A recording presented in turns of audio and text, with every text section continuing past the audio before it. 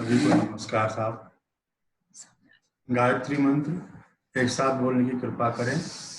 परम पूज्य गुरुदेव वंदनीय माता जी का ध्यान करें,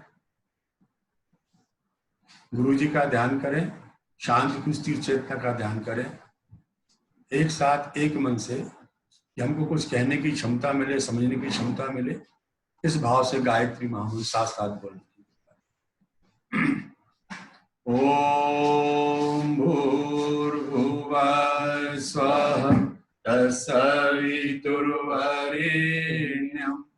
भर्गो देवस्य धीमहि धियो यो नः प्रचोदयात्।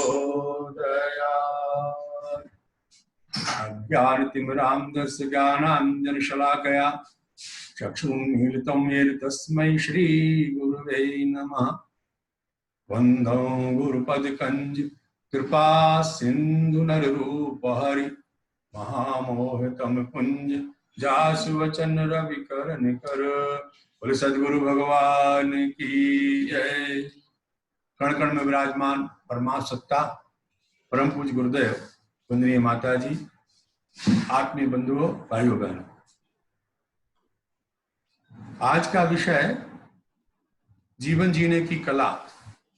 मुझे लगता है कि जो भी गायत्री परिवार से जुड़ रहा है, परम पूज्य गुरुदेव के विचारों से जुड़ रहा है, किसी भी ढंग से आध्यात्मिकता या श्रेष्ठता से जुड़ रहा है, उसको ये स्वतः धीरे धीरे जीवन में आती जाती है, वो सीखता जाता है। वास्तव में जिस दिन से हम किसी श्रेष्ठ सत्ता के संपर्क में आते हैं अथवा अच्छे विचार ग्रंथ के संपर्क में आते हैं, वही क्षण होता है जहां से हमको अपने जीवन को जीने की आर्ट मिल जाती है, कैसे जिंदगी जीना है। ये जो शैली भी चल रही है, ये वास्तव में उपनिषद शैली है। हम यहाँ से बातचीत करेंगे और क्वेश्चन आंसर होंगे। वास्तव में आध्यात्मिकता जिज्ञासा का विषय है। अगर जिज्ञासा नहीं है तो आध्यात्मिकता आ ही नहीं सकती। जिज्ञासा हो, जानने की इच्छा हो, जानने की इच्छा केवल जानने के लिए नहीं, केवल पढ़ने सुनने और कहने के लिए नहीं, जानने की इच्छा जीने के लिए हो। और जो भाई बहन किसी भी उम्र में किसी भी स्थिति के जुड़ते हैं किसी मार्गदर्शक से, श्रेष्ठ विचार से, तो वही क्षण होता है कि परमात्मा ने, आप मानिए इस बात को, कि परमात्मा ने आपके अंदर की इस जिज्ञासा को, आपके उस जिज्ञासु को ईश्वरीय सत्ता ने पहचान लिया है और आपका हाथ पकड़ लिया है। आपके मार्गदर्शन की उसने अभिलाषा जो आपकी थी उसको पूरी करने की चेष्टा करना प्रारंभ कर दिया। निश्चित मान लेना, जब तक मन में हमें जीने की इच्छा नहीं होगी, परमात्मा ढेरों तरह से विचार भेजता है, कोई पकड़ती नहीं। और आप पकड़ में आए हैं या आपको उस विचार ने, उस दैवी विचार ने संस्पर्श किया है, तो विश्वास करना यह वह क्षण है जहां से आपके जीवन में बड़ा भारी परिवर्तन आना चाहिए। भाइयों बहनों, इन दिनों दौड़ पड़ रही है, दौड़ते चले जा रहे हैं। एक किंवदंती है कि लोग दौड़े चले जा रहे थे। एक ने पूछा भाई साहब, एक को रोक करके, कि भाई साहब आप क्यों दौड़ रहे हैं? बोले और लोग दौड़ रहे हैं तो हम भी दौड़ रहे हैं।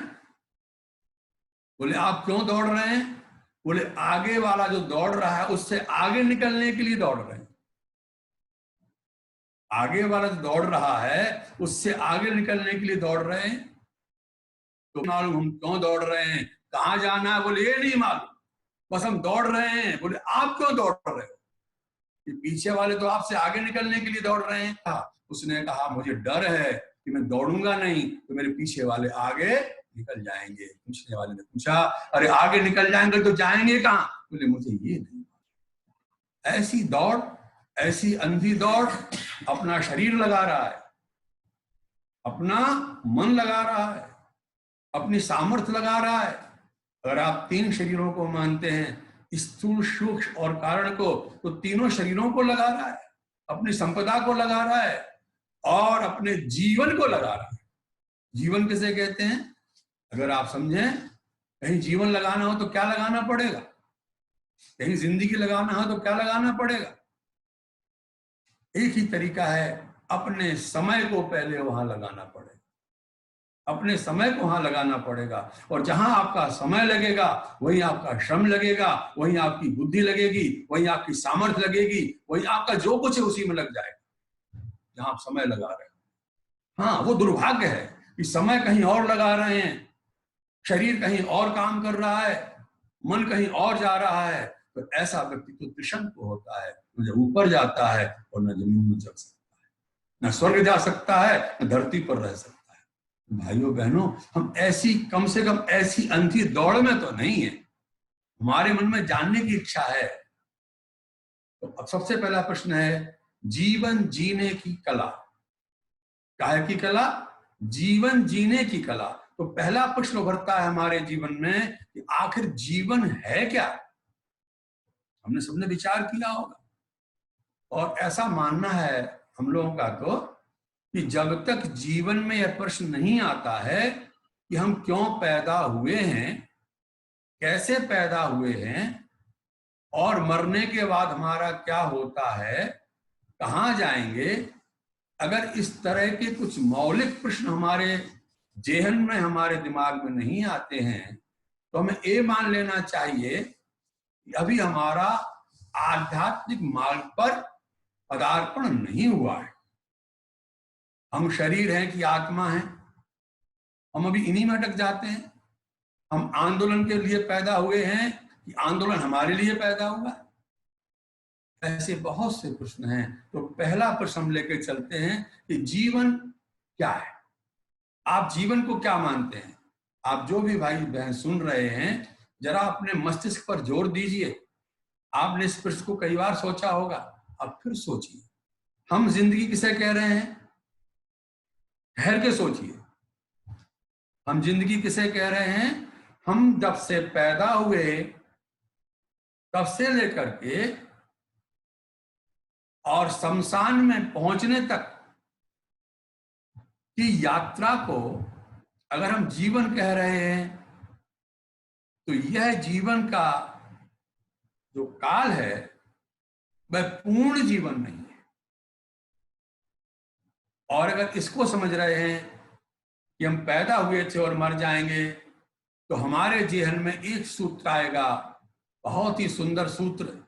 सुंदर सूत्र को ही हम चारवाक सूत्र कहते हैं। चारवाक, चारु माने बहुत सुंदर, वाक माने बात, चारु माने सुंदर, वाक माने सूत्र, आवाज। तो चार वाक सूत्र, चार वाक दर्शन है। चार वाक कोई ऋषि नहीं हुआ है ऐसा लगता है। चार वाक का मतलब है जो हमको सुंदर लगे, अच्छा लगे।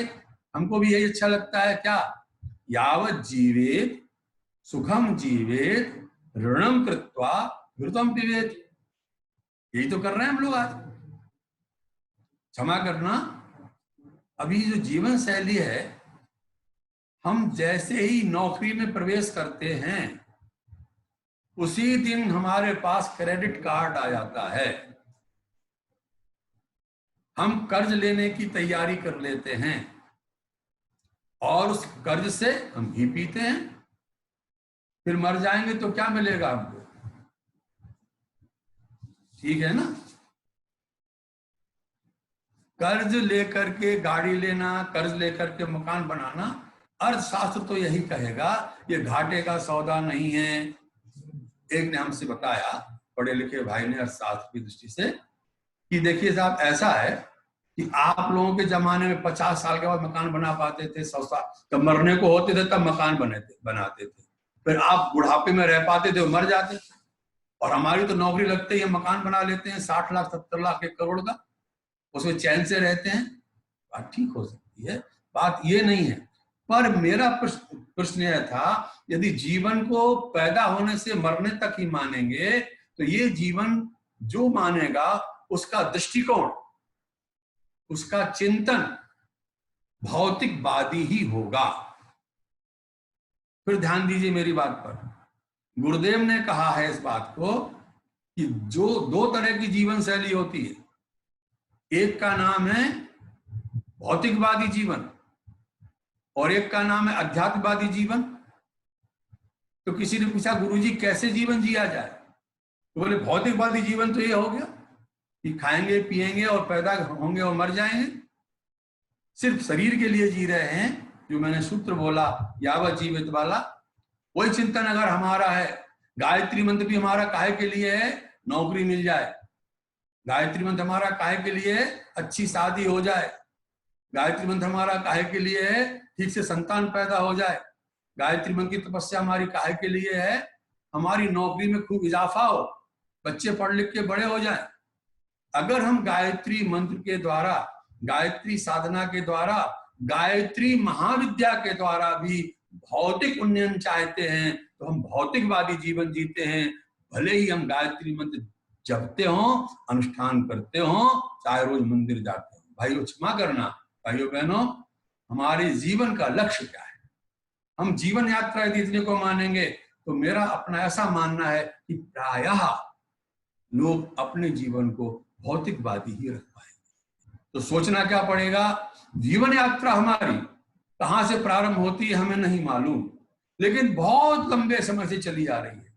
जब भी कोई हम शास्त्र उठा के देखते हैं, हमारे शास्त्र जोर जोर से चिल्ला के कहते हैं कि हम जहां से पैदा हुए हैं हजारों वर्षों से चले आ रहे हैं, लाखों वर्षों से चले आ रहे हैं, कितने जन्म हो चुके हैं और कितने आगे और होंगे हमें नहीं मालूम। हमारी जीवन यात्रा केवल पैदा होने से नहीं है, इसके पहले भी जीवन यात्रा चली आ रही थी। अब यही ठहर के सोचने का समय है।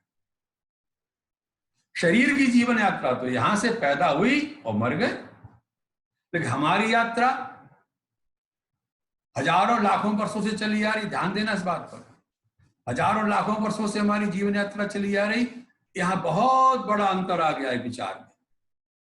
यदि यहां से जन्मने से मरने तक मानते हैं तो भौतिकवादी दृष्टिकोण है, और यदि हम इसके पूर्व थे तो शरीर नहीं था, हम थे। मैं था, मैं इसके पहले भी था, उसके पहले भी था, और इस शरीर और जीवन के बाद भी रहूंगा मैं। यहां ठहर के सोचने की बात है कि मैं और मेरा। एक सूत्र हमारे यहां कहते हैं, मैं से मोर तोरते माया। ये जो भौतिकवाद में जीना बुरा नहीं है। हम आपको दो वाक्य देंगे जो गुरुदेव ने स्पष्ट किए हैं, और अभी यहां ठहर के सोचने की बात है कि यदि हम माई के लिए जी रहे हैं, माई मेरे के लिए और आई अपने लिए, तो आई और माई में आप अंतर कर लीजिए सोच सोच के। आई तो पहले भी था, जब मेरा ये शरीर नहीं था तब भी आई था, और अब ये शरीर खत्म हो जाएगा तब भी आई रहेगा। जब ये विचार कौंधता है बिजली की तरह हमारे दिल और दिमाग में, तो घबरा जाते हैं, और वहां से जिज्ञासा पैदा होती है कि हम कौन हैं, हमारा लक्ष्य क्या है, हम कहाँ जाएंगे। और अगर इतनी लंबी जीवन यात्रा है तो फिर हमें जीवन जीने की वह कला मिलना चाहिए। तो ये शरीर हमें मिला है यहां से यहां तक, हम इसके लिए क्या करें।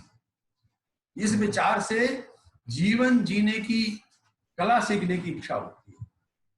तो सबसे बड़ा विचार हमको ये मिल गया कि हम अपने को केवल शरीर ना मान करके हम जीवात्मा भी कहें। आत्मा कहते थोड़ा डर लगता है कि आत्मा के बारे में शास्त्र उपनिषद चिल्ला चिल्ला के कहते हैं कि आत्मा को अगर जान लिया तो परमात्मा को जान लिया।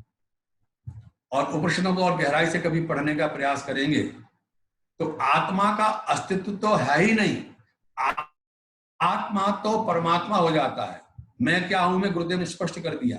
अहम पर पहुंचने के बाद भी गुरुजी कहते हैं अभी एक और झटका मारना है, और फिर वो कहते हैं अंतिम के पैरा में कि अब मैं ही ब्रह्म हूं, मैं ही वह हूं। और कहां तक लगी गाड़ी। तो अगर वो ध्येय हमारा है तो जीवन जीना हमारा एकदम बदल जाएगा। अब मैंने कहा था तो मैं गुरुदेव के दो वाक्य कहूंगा। एक वाक्य तो ये कहा गुरुदेव ने कि अभी जो जीवन जीने की तरीका है, बेटे दो तरीके हो सकते हैं आध्यात्मिक जीवन जीने के। हम लोग अब यहाँ आ गए ना कि हम अध्यात्मवादी जीवन जिएंगे, हम भौतिकवादी जीवन जीने के लिए नहीं। लेकिन फिर प्रश्न होता है कि भौतिकता में रहेंगे नहीं तो कैसे रहेंगे? संसार से बाहर नहीं रह सकते, रहना तो संसार में ही पड़ेगा। दाल रोटी खानी ही पड़ेगी, नहाना पड़ेगा, कपड़े पहनने पड़ेंगे, पैसे कमाने पड़ेंगे, इससे बच नहीं सकते। हिमालय में भी जाने पर इनसे नहीं बच सकते। तो अध्यात्मवादी जीवन कैसे जिए?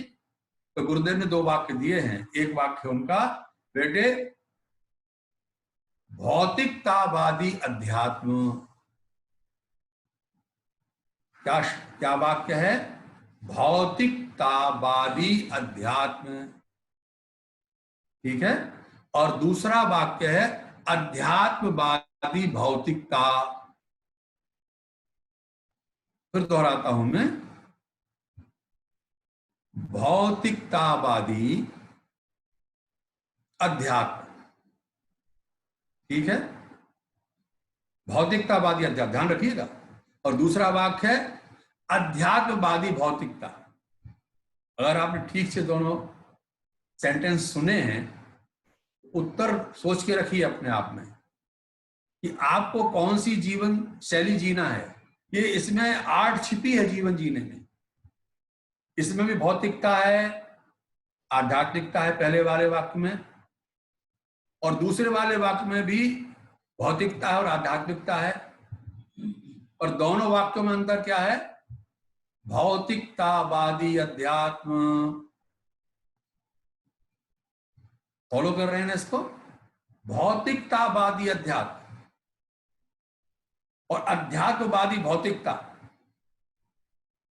तो आप टिक कर लीजिए पहले कि आपने किसको टिक किया है दोनों सेंटेंस में अपने दिमाग में, भौतिकतावादी अध्यात्म को, अध्यात्मवादी भौतिकता को। टिक करिए, फिर आगे चर्चा करते हैं।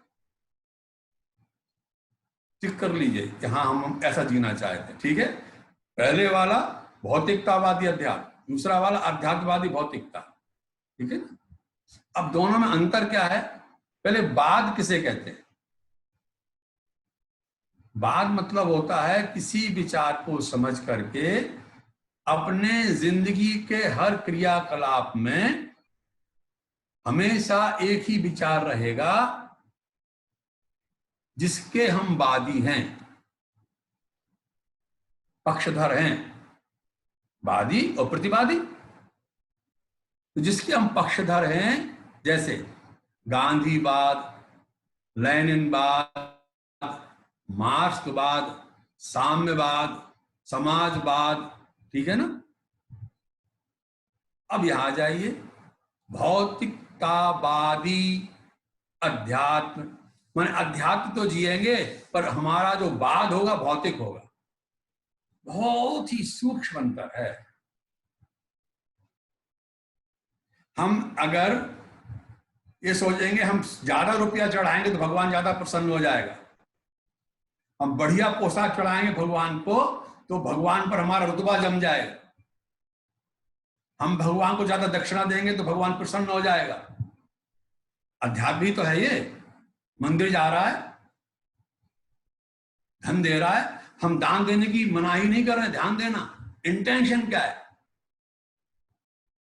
अगर हमारा इंटेंशन भौतिक है तो यह भौतिकतावादी है।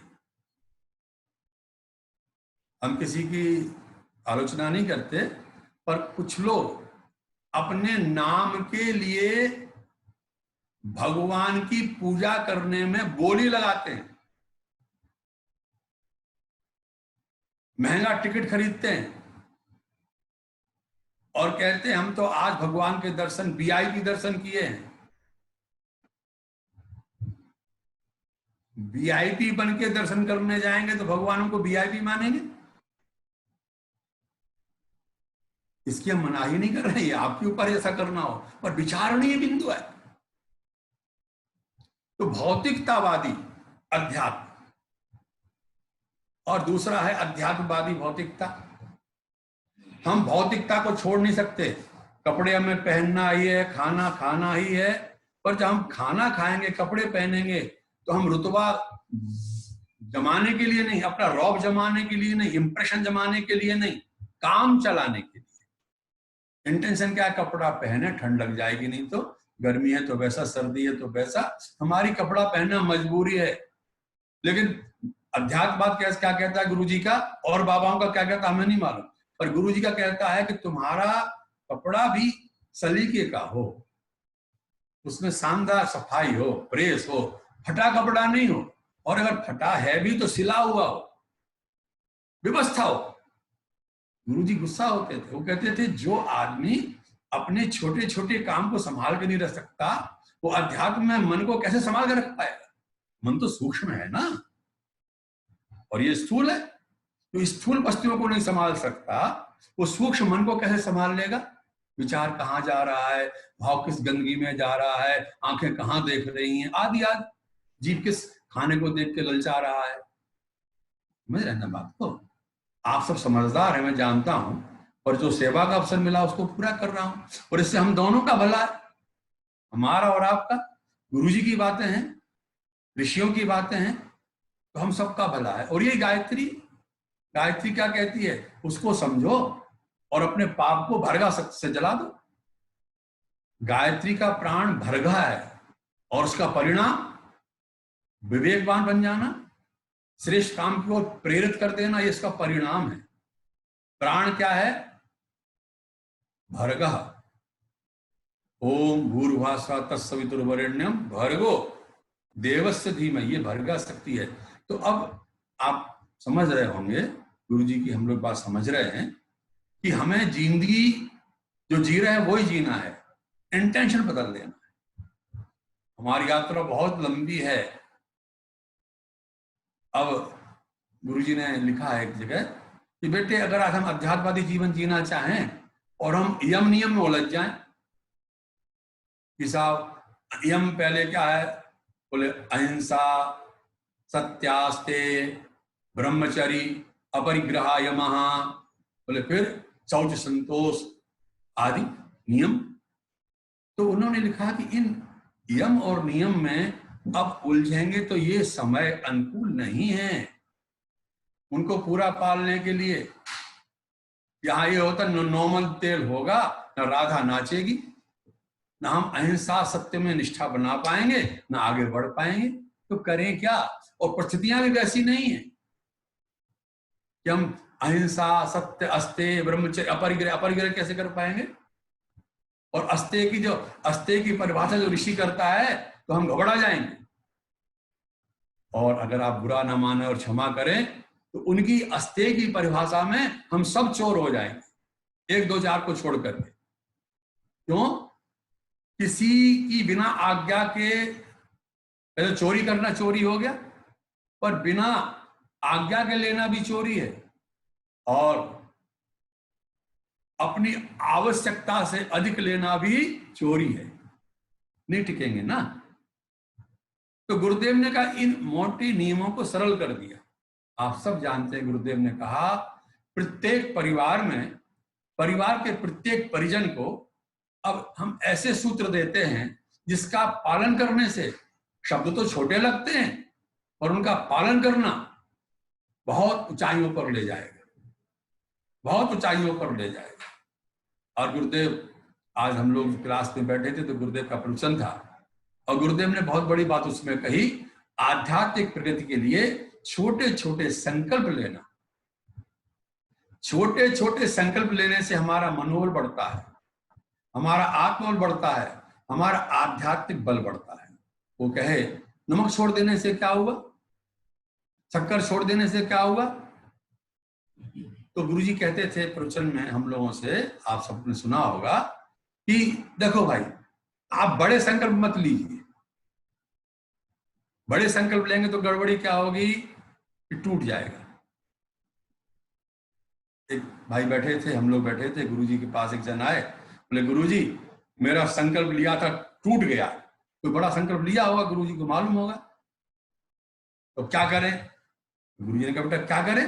अरे संकल्प टूट गया तो क्या करें? अच्छा एक बात बता। उन्होंने पूछा कि बेटे तू चलते चलते दौड़ते दौड़ते गिर जाएगा तो क्या करेगा? तो गुरुजी से बोले वो, अरे गुरुजी करेंगे क्या, उठेंगे दौड़ेंगे फिर चलेंगे, बस यही कर। टूट गया तो फिर संकल्प ले ले। पर ये उनके लिए बात थी, पर गुरु जी का जो सही सूत्र है मनोवैज्ञानिक और आध्यात्मिक, उस पर ध्यान दें। हमें अगर जीवन जीने की इच्छा है और जिसको हम अच्छा मानते हैं, पहला सूत्र, जिसको हम अच्छा मानते हैं, जो भी चीज जिसको हम अच्छा मानते हैं, उसमें से छोटी सी छोटी अच्छाई को, ये मत कहना हम बहुत दिन से सुनते चले आ रहे हैं, इसका प्रयोग करना हमने कम कर दिया। एक अच्छाई को संकल्प के रूप में जोड़ना और एक बुराई को संकल्प के रूप में छोड़ना, ये सामान्य घटना नहीं थी।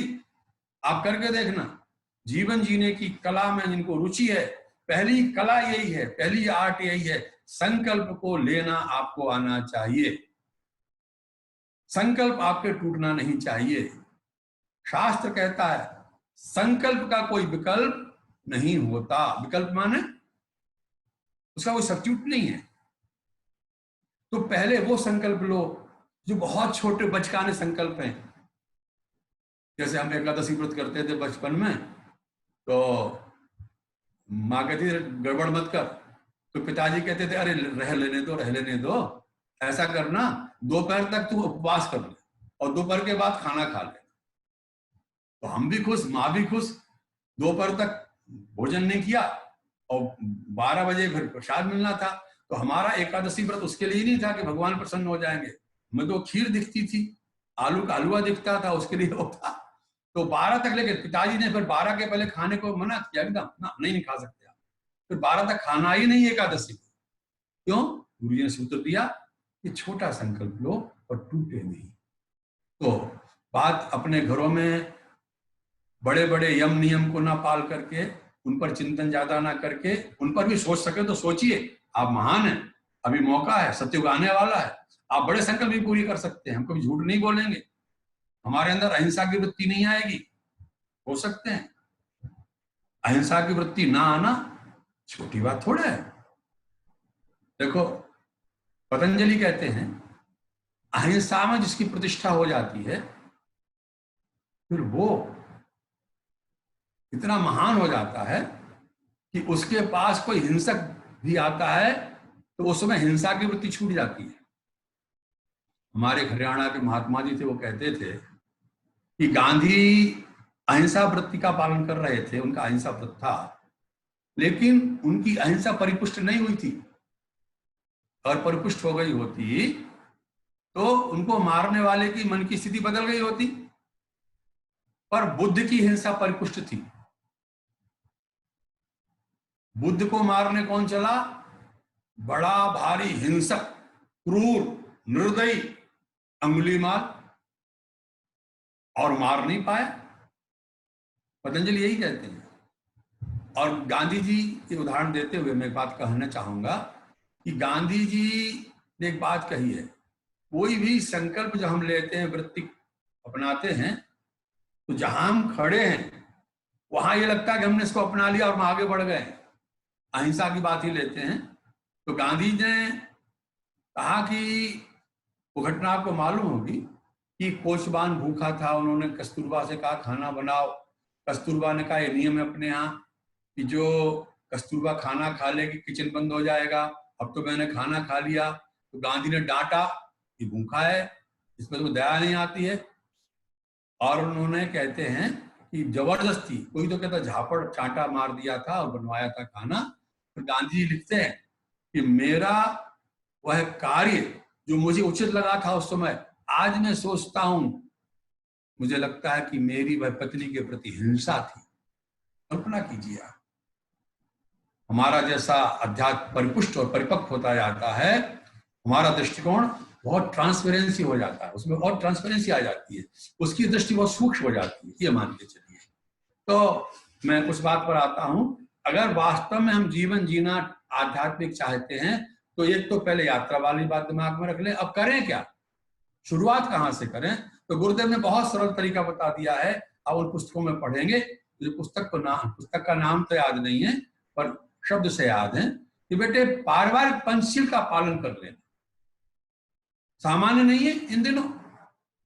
पारिवारिक पंचशील सबके दिमाग में होगा, आपके लोगों के है कि नहीं है ना? पारिवारिक पंचशील, श्रमशीलता, मितव्ययिता है ना सबके दिमाग में? सुव्यवस्था, सहकारिता, शालीनता। अब देखो, और अगर इनका आध्यात्मिक विवेचन करेंगे ना तो हम और आप दोनों आश्चर्य में पड़ जाएंगे। श्रमशीलता कितनी बड़ी चीज है। श्रमशील व्यक्ति सेवाभावी हो जाएगा। श्रमशील व्यक्ति सेवाभावी हो ही जाएगा। और अध्यात्म कहता है भज सेवायाम, जो सेवा करता है असली भजन वही करता है। बड़े बड़े महात्मा एक ही बात कहते हैं, शरीर से संसार की सेवा, अपनी देह से परिवार की सेवा, समाज की सेवा, राष्ट्र की सेवा, विश्व की सेवा, मिशन की सेवा। अरे गुरु जी की सेवा माने मिशन की सेवा। तो शरीर, इसी को आराधना का गुरुदेव ने, शरीर से श्रमशील होंगे भाइयों बहनों, सुनिश्चित हमारे अंदर सेवा भाव जाग रहा है। तो यदि हम श्रमशीलता का व्रत लेंगे तो उसका प्रमाण पत्र क्या मिलेगा कि आप किसी की सेवा करने को तैयार हो रहे हैं कि नहीं हो रहे हैं। पत्नी पति की सेवा करे और पति पत्नी की सेवा करे। हम लोग परिवार के ना सूत्र है ये। गुरुदेव ने ऐसा कहा कि पति भी पत्नी की सेवा कर सकता है। तो 84 का 85 का सन था वो, तो मैं घबरा गया, पति पत्नी की सेवा कैसे करे। पर श्रमशीलता बढ़ती है तो ये नियम आ जाता है। और बड़ी सेवा नहीं करनी है, वो दिन भर जो श्रम करती है सिर्फ कुछ भर लेना है कि आज तुमने सिर में दवा लगाई है, पट्टी बांधी है, तो सिर में दर्द है क्या, तो चलो छोड़ो, बैठ जाओ, मैं चाय बना के लाता। बनाने नहीं देगी वो भारत की नारी। और चलो बनाने भी दे तो कौन सी दिक्कत हो गई है। प्रारंभ यहां से करना है श्रमशीलता का। परिवार में श्रमशीलता, बच्चे के कपड़े आप भी ठीक कर दो, कोई बुरा मत मान जाना मेरी बात को, पर भाइयों बहनों में हृदय से कहता हूं, यदि पति पत्नी में श्रमशीलता दोनों में आ जाए तो कोई किसी से काम कराना नहीं चाहेगा। मैंने अभी ऐसे परिवार अपने आसपास के देखे हैं, बाहर जाकर के, मेरे अपने रिश्तेदारों में, पढ़ा के आई बच्ची पत्नी, वो सोचती पति चाय बना के पिला दे, और चाय से, सच्ची घटना सुना रहा हूं, आके फैल जाती है। मुझे बड़ा खौफ हुआ कि मेरा रिलेटिव है ये बच्ची और पति से चाय पिलाने की इच्छा कर रही है। मैं ये नहीं कह रहा हूं आप पिलाते हैं तो खूब पीजिए, हमें दिक्कत नहीं है, लेकिन वृत्ति की बात कर रहा हूं। श्रमशीलता गायब हो रही है। श्रमशीलता है, मितव्ययिता है, खर्च की बात है। अरे अपने ऊपर कसी है ना। मितव्ययी किसको कहते हैं? मितव्ययी कहते हैं कि अगर पति अपने लिए अच्छे कपड़े खरीदने जा रहा है तो पत्नी कहेगी मितव्ययी रही है, गुरुजी ने कहा है। और साड़ी खरीदने जा रही है तब कहेगी इतना तो आपका धर्म बनता ही है, हमारे लिए बढ़िया साड़ी खरीदिए। ये मितव्ययिता नहीं हुई। समझ रहे हैं ना बात? तो सूत्र क्या लगता है? अपने लिए कठोर, दूसरे के लिए उदार। श्रमशीलता, मितव्ययिता, शालीनता बिना मोल मिलती है और उससे सब कुछ खरीदा जा सकता है।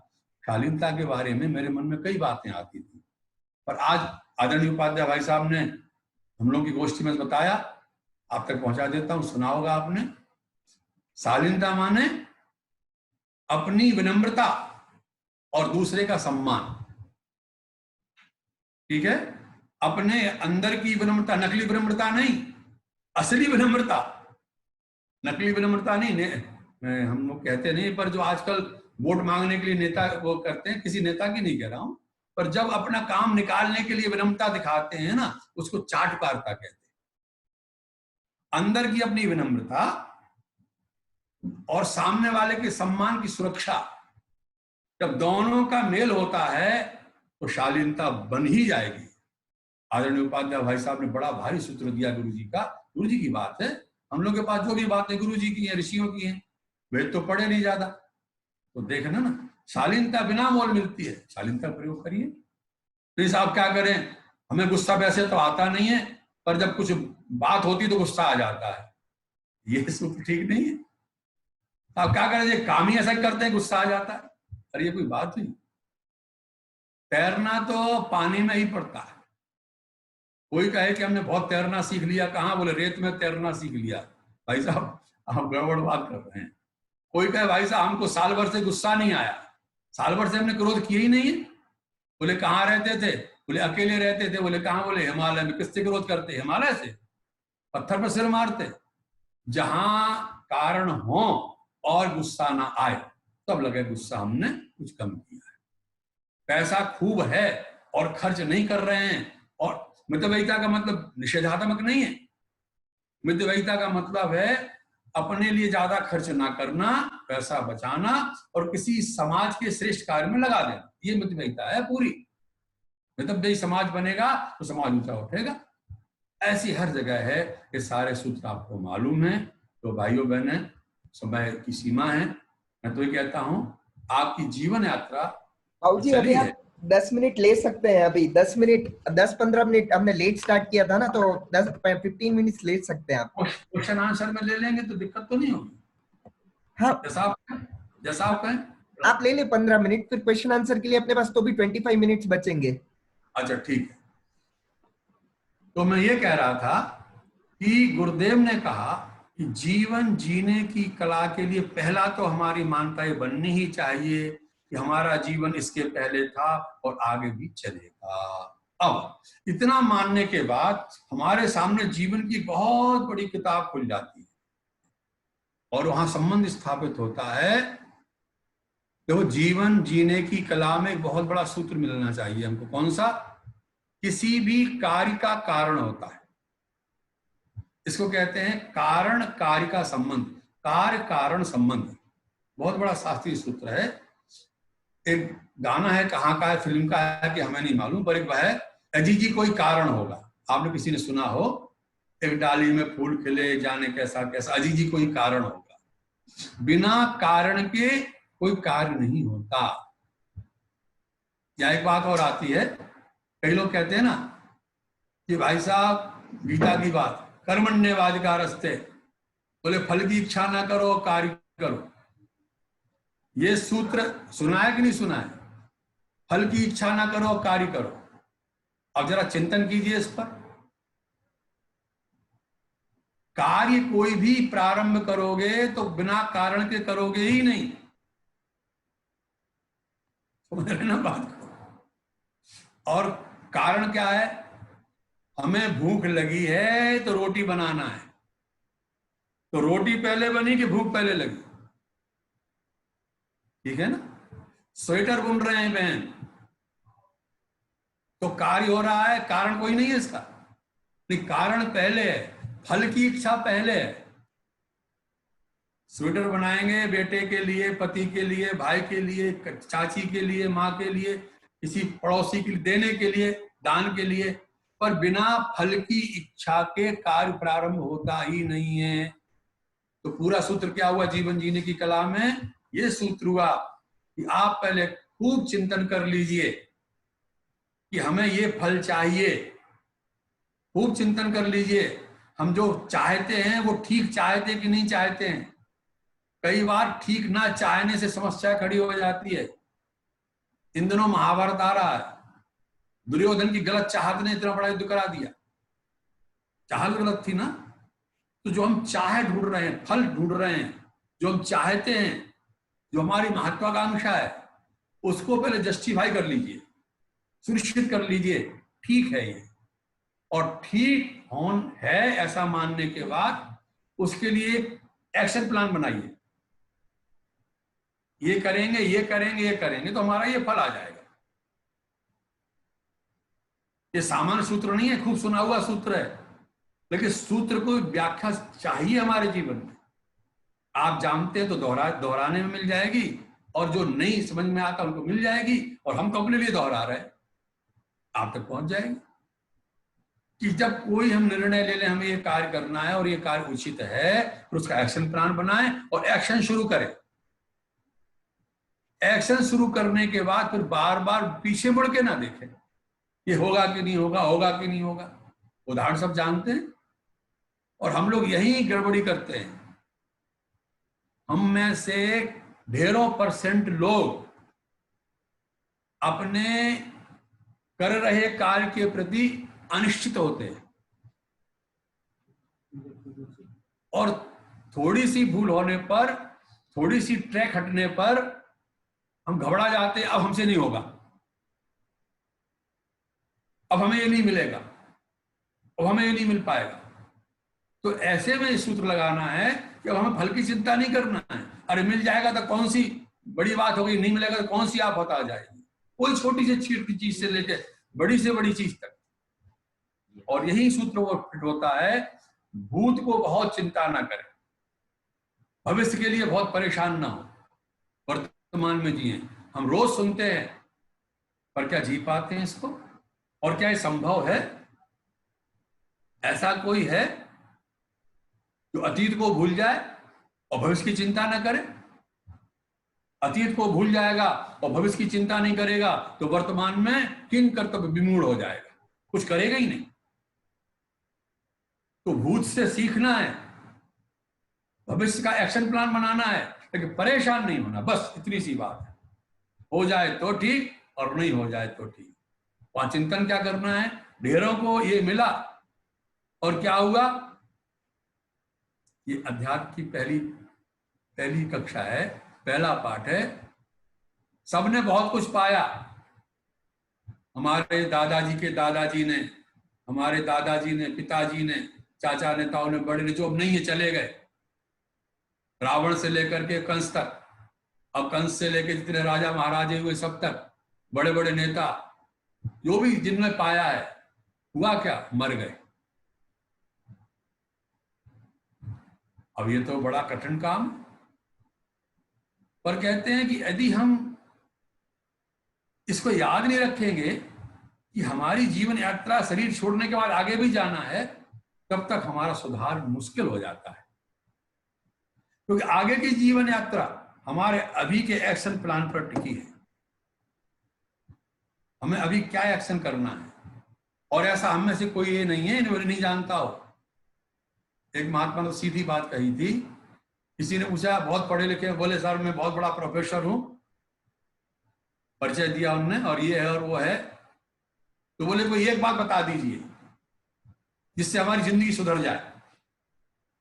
गौर से सुनिए, बोले एक बात बता दीजिए जिससे हमारी जिंदगी सुधर जाए। महात्मा बहुत प्रसिद्ध हुए, शरणानंद जी महाराज। तो उन्होंने कहा अच्छा तो एक बात बताएं केवल, प्रोफेसर साहब को एक बात बताएं? बोले हाँ बताइए साहब, बाकी तो मैं समझ जाऊंगा। तो बोले एक बात है, बहुत प्रिय बात है, वो हमको अच्छी लगी, आपको भी लगेगी। बोले क्या? बड़े शास्त्र की विवेचना नहीं की उनने, सत्य बोलो और ये करो और वैसा करो, माता पिता की ना। बोले जिसको तुम अच्छा मानते हो, गौर से सुनिए, जिसको तुम अच्छाई या अच्छा मानते हो कि ये चीज ठीक है, ये कार्य ठीक है, ये अच्छाई है, ठीक है। बोले उन्होंने एक बात बोला, जिसको अच्छा मानते हो जीवन में लागू करो। क्या सेंटेंस बोला? समझ रहे हैं ना सर बात को? अगर जीना चाहते हैं तो ये बहुत बड़ा सूत्र है। नहीं साहब अच्छाई क्या है पहले ये बताइए। भाई साहब सच्ची बात तो ये है कि जिसको हम आज अच्छा मान रहे हैं, कल उसको हम अच्छा नहीं भी मान सकते। कल जिसको अच्छा मान रहे थे, आज वो हमारे लिए कम महत्वपूर्ण है। गुरुदेव ने अपनी किताब में लिखा है, बेटे हमारा संपूर्ण जीवन विश्वास बीज पर टिका है। विश्वास बीज माने समझ रहे होंगे ना, फेथ, पर बीज शब्द कहा उन्होंने, क्यों? उस बीज पर ही वृक्ष बनेगा, वृक्ष पर फल लगेंगे। और वो कहते हैं आगे कि बेटे विश्वास बीज कुछ पिछले जन्म से आते हैं, और फिर वो जैसे जैसे उम्र बढ़ती है, हमारा ज्ञान बढ़ता है। ज्ञान किसे कहते हैं? अनुभव को ज्ञान कहते हैं। ज्ञान किसे कहते हैं? अनुभव को ज्ञान कहते हैं। जो पढ़ा और दिमाग में याद है वो ज्ञान नहीं है, तो टिकेगा भी नहीं, हमारे लाभ के लिए भी नहीं है। सच्ची बात यह है कि जो ज्ञान हमको है उसी को मानना कि हमको ज्ञान है जो हमारे अनुभव में आ गया। झूठ बोलना कठिन है, सत्य बोलना सरल है। अनुभव में आया क्या? और जिस दिन ये अनुभव में आ जाएगा, आपका ज्ञान परिपक्व हो जाएगा, और ये ज्ञान का सूत्र आपका विश्वास भी बन जाएगा। आप सोच के देखिए, झूठ बोलना सरल है कि सत्य बोलना सरल है?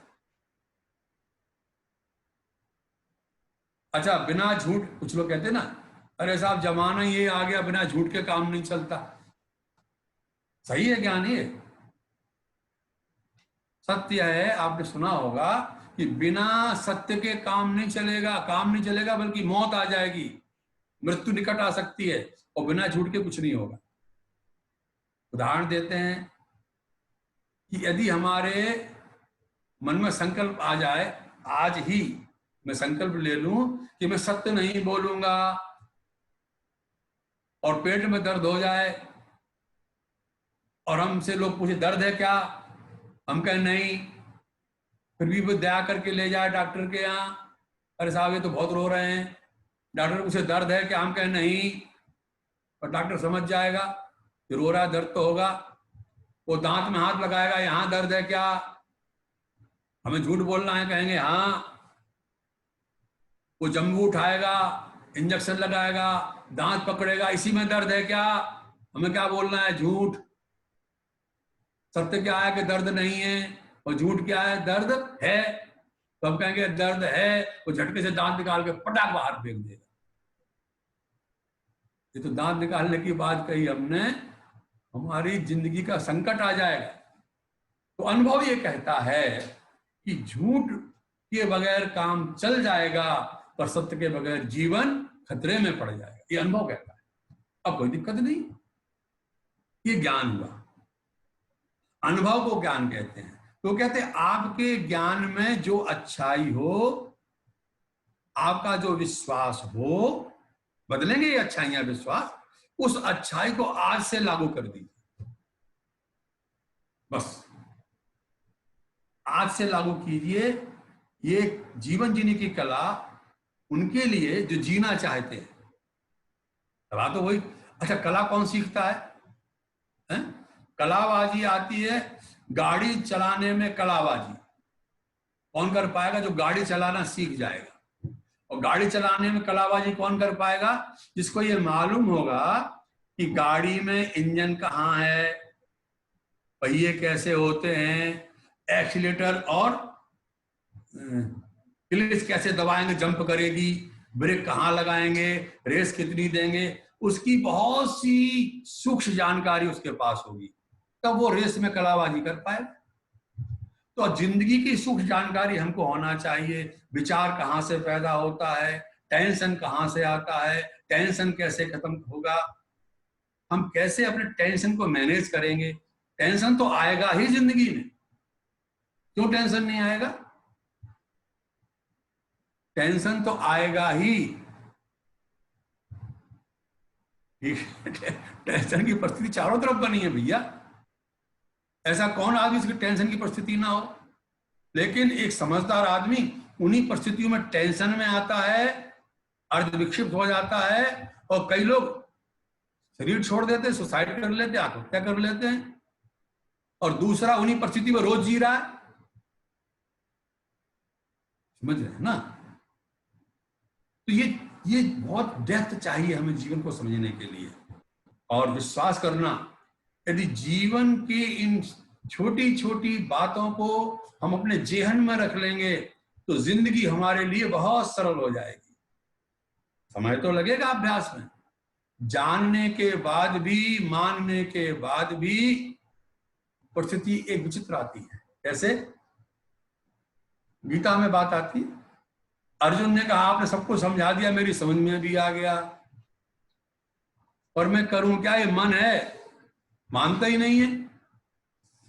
तो भगवान कृष्ण ने एक ही बात कही, अर्जुन ये तो भाई मैं क्या करूं, इसका और कोई शॉर्टकट नहीं है। ऐसा शॉर्टकट नहीं है जैसे मैं तुमको गीता सुना दी, कोई सूत्र दे दूं और तू फटाक से अपने मन को ठीक कर ले। सूत्र तो एक ही है। बोले क्या? बोले अभ्यासेन कौन्तेय वैराग्येण च क्रियता। अब देखो, अभ्यास तो आप सब समझ गए ना, किसी चीज का अभ्यास करना, और अभ्यास के साथ दूसरी चीज वैराग्य जो कहा है वो थोड़ा विशिष्ट शब्द है। वैराग माने होता विशिष्ट राग वैराग्य, विशेष तरह से राग पहले कर लें तो वैराग्य हो जाएगा। वही सह राग इति वैराग्य, उसके साथ राग कर ले तो वैराग हो जाएगा। वैराग छोड़ने को नहीं कहते, वैराग छोड़ने को नहीं कहते, वैराग कहते अच्छाई से राग करने को। क्यों मान लीजिए, सरल पड़ेगा हमारे लिए, अन्यथा ना लें। जब कोई प्रेमी अपनी प्रेमिका से बहुत राग करता है तो क्या कहता है, मैं तुम्हारे लिए संसार छोड़ दूं, उसको वैराग हो जाता है। जब परमात्मा से हम बहुत प्यार कर लेंगे, वही सत्य है, उसी सत्य से प्यार करना है, हम गुरु से प्यार कर लेंगे तो फिर गुरु के लिए हम कुछ भी कष्ट सहन करने के लिए तैयार रहेंगे। गुरु जी कहेंगे जाओ बेटा एक काम करके हम चले जाएंगे, तकलीफ नहीं होगी। जब किसी से विशेष प्यार कर लेते हैं, राग कर लेते हैं तो वैराग हो जाता है। और त्याग कर कहां जाएंगे, कहां, शरीर छोड़ नहीं सकते, विचार छोड़ नहीं सकते। किसी से विशेष राग कर लेंगे तो शरीर भी उसी के लिए, विचार भी उसी के लिए, मन भी उसी के लिए। समझ रहे हैं ना बात?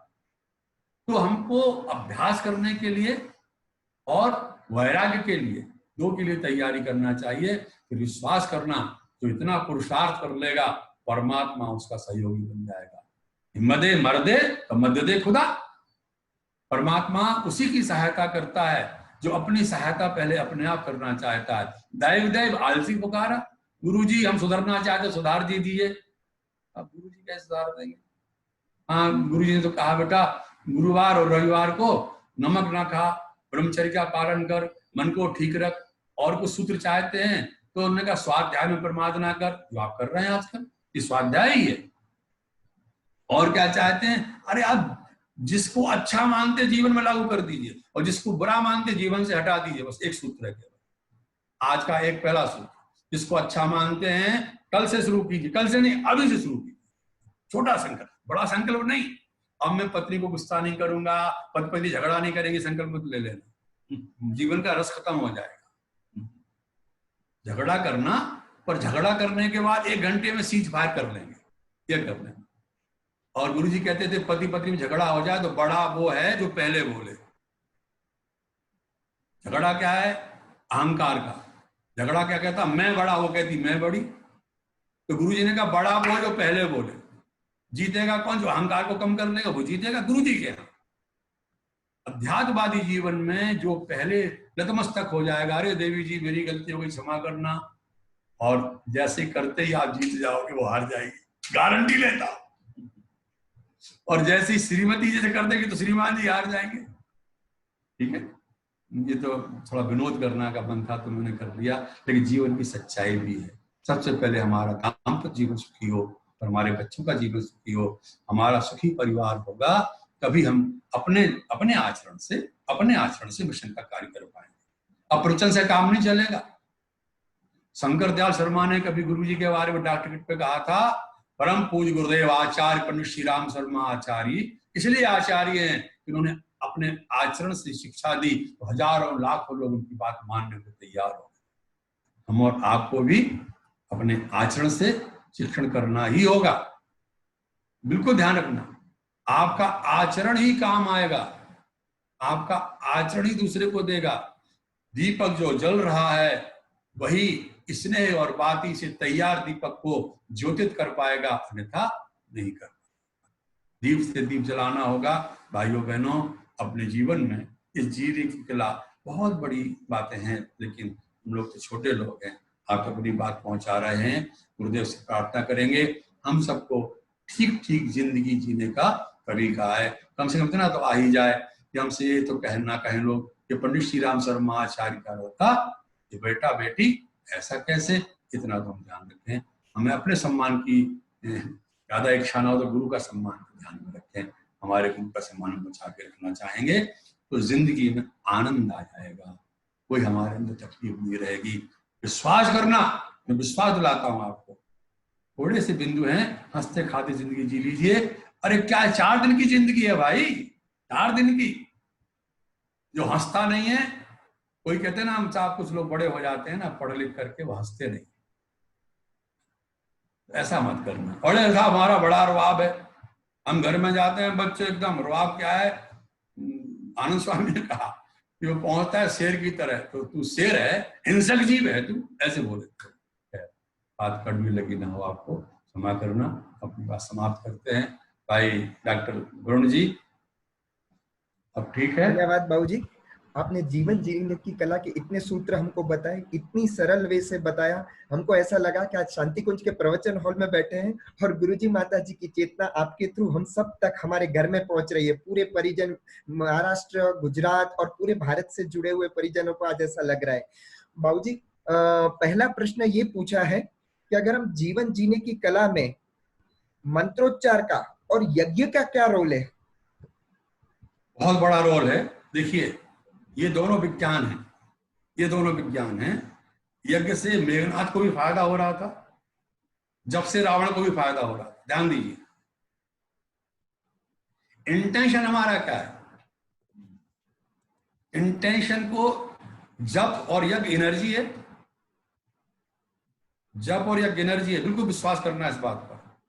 यदि हम खराब मन लेकर के जप करेंगे तो हमारी खराबी को एनर्जी मिलेगी। इसलिए गुरुदेव ने कहा, अपना गायत्री मंत्र देवत्व को जगाने के लिए। गुरु जी की गायत्री पहले सफाई करती है, और पुराने शास्त्र पढ़ेंगे अगर आप सावित्री महाविद्या के, तो वो शक्ति देती है। गुरु जी ने कहा, हमारी जो गायत्री है बेटे, पंडित श्री राम शर्मा आचार्य की गायत्री, आज के युग के विश्वामित्र की गायत्री का जप हमें निश्चित रूप से पहले सफाई करेगा।